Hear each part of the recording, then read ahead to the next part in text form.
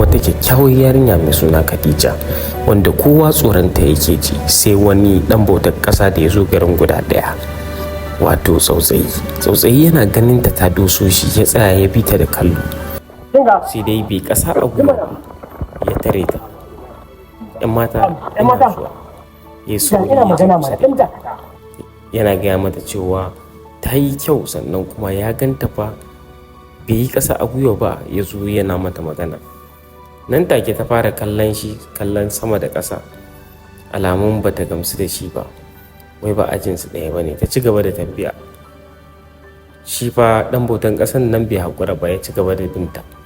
Tana tafiya yana binta, yana cewa shi ya fi kowa ilimi a ƙauyen nan, saboda ya zo bautar ƙasa ne domin mutanen ƙauyen su ƙaru da shi. Abinda take gaya mai ya rabu da ita, bai fa rabu da ita ba, ya ci gaba da binta da tafiya. ‘Yan mata, dan Allah ki haƙuri ki so ni, haba minti ɗaya mana. Ta ce a'a, ita fa ba ta yi. Nan faran shi ya ɓaci, ce wallahi duk inda za ta je sai ya bi ta. Suna tafiya, tana mai gargaɗi cewa akwai haɗari ga binta. Bai ga ragowar samarin garin ba sa binta ba. Haka dai ya ci gaba da sauraron ta, amma bai amince ba. Ta ci gaba da tafiya, ya ci gaba da binta. Duk da haka bata gaji da yi mai warning ba, cewa in ya isa muje. Ta ce ga gidansu, ya ce to muje har cikin gidan mu za ka shigo. Kwatsam yana shiga sai ga babanta da yayinta. Wannan saurayi fa ya ga suka ce in ka sake taku ɗaya sai ka rasa ranka. Nan fa hanji ya kaɗa, ya tsuguna, nan suka zagaye shi. Baban yana mai magana cewa me ya zo yi har cikin gida, shi kuma yana ba da haƙuri cewa wai ya zo yi mata wa'azi ne, ai shi ɗan bautar ƙasa ne. Nan take baban ya ce ke zo ki juya ya ga abin da yake bi. Yarinyar nan ta yi juyi, shi fa ya ce shi makaho ne ma baya gani, ai duk juyin da ta yi bai gani ba.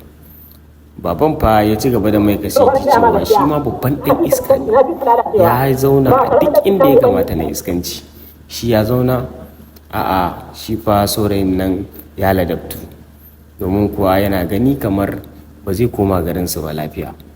Baban yarinyar nan ya ci gaba da mai kashedi cewa ba abin yarinyar shi, idan zai aurar da ita a cikin auren dangi zai mata, domin kuwa shi baya aurawa mace. Nan take ba da umarni a cicciɓi saurayin nan a sashi a rijiya. Haka yayin da suka cicciɓe shi za su sashi a rijiya, da kyar ya samu ya kubce ya share kafar shi.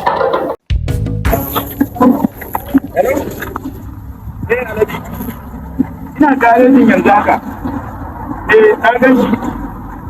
Wani ya tsarki da wani abubuwa a hannun shi da wata riga mai dan rodi ko? Yana da dan haka. Tabbas da na garejin. Bindiga saura jikina. What? Okay. Ya albashi kawai ko? Ya albashi ko?